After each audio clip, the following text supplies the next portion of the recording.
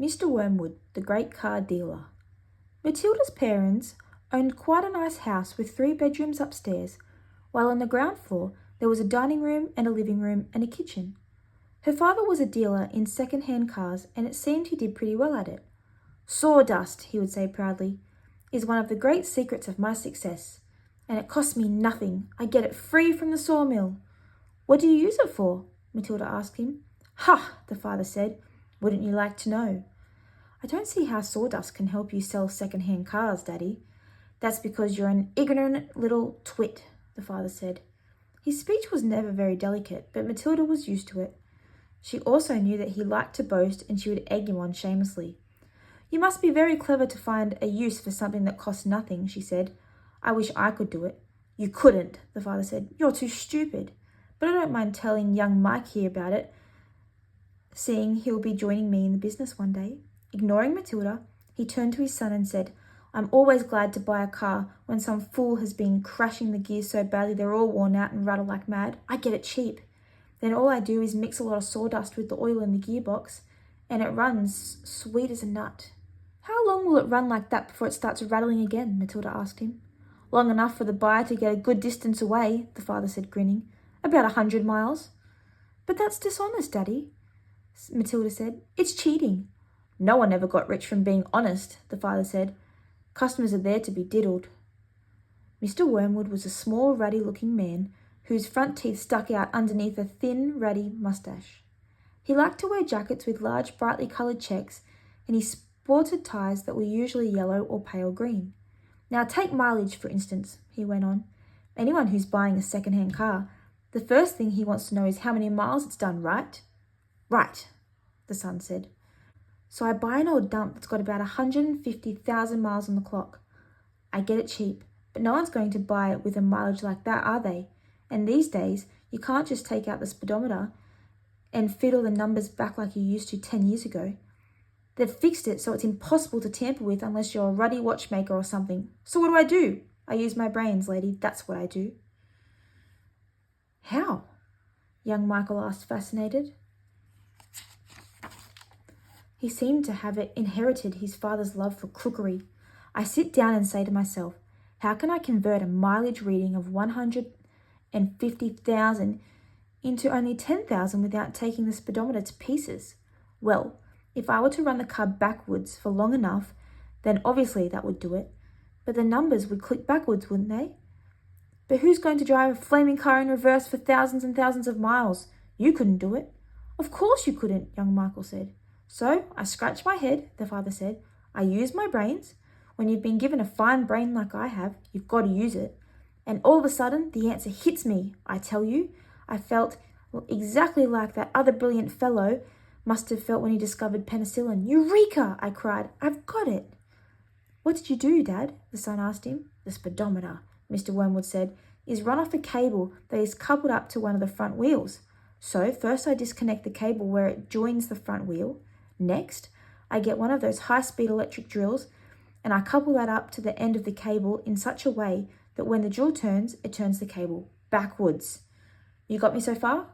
You following me?" "Yes, Daddy," young Michael said. "These drills run at a tremendous speed," the father said. "So when I switch on the drill, the mileage numbers on the speedo spin backwards at a fantastic rate. I can knock 50,000 miles off the clock in a few minutes with my high-speed electric drill. And by the time I've finished, the car's only done 10,000 and it's ready for sale. 'She's almost new,' I say to the customer. 'She's hardly done 10,000. Belonged to an old lady who only used it once a week for shopping.'" "Can you really turn the mileage back with an electric drill?" young Michael asked. "I'm telling you trade secrets," the father said. "So don't you go talking about this to anyone. You don't want me to put in jug, do you?" "I won't tell a soul," the boy said. "Do you do this to many cars, Dad?" "Every single car that comes through my hands gets the treatment," the father said. "They all have their mileage cut to under 10,000 before they're offered for sale. And to think I invented that all myself," he added proudly. "It's made me a mint."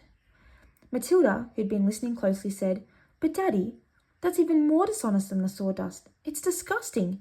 You're cheating people who trust you." "If you don't like it, then don't eat the food in this house," the father said. "It's bought with the profits." It's dirty money, Matilda said. I hate it. 2 red spots appear on the father's cheek. Who the heck do you think you are? The Archbishop of Canterbury or something, preaching to me about dishonesty? You're just an ignorant little squirt who hasn't got the foggiest idea about what you're talking about. Quite right, Harry, the mother said.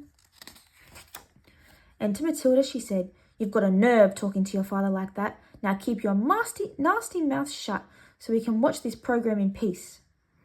They were in the living room eating their suppers on their knees in front of the telly. The suppers were TV dinners in floppy aluminium containers with separate compartments for the stewed meat, the boiled potatoes and the peas. Mrs. Wormwood sat munching her meal with her eyes glued to the American soap opera on the screen. She was a large woman whose hair was dyed platinum blonde, except where you could see the mousy brown bits growing out from the roots. She wore heavy makeup, and she had one of those unfortunate bulging figures where the flesh appears to have strapped in all around the body to prevent it from falling out. Mummy, Matilda said, would you mind if I ate my supper in the dining room so I could read my book? The father glanced up sharply. I would mind, he snapped. Supper is a family gathering, and no one leaves the table till it's over. But we're not at the table, Matilda said. We never are. We're always eating off our knees and watching the telly. What's wrong with watching the telly, may I ask? The father said. His voice had suddenly become soft and dangerous.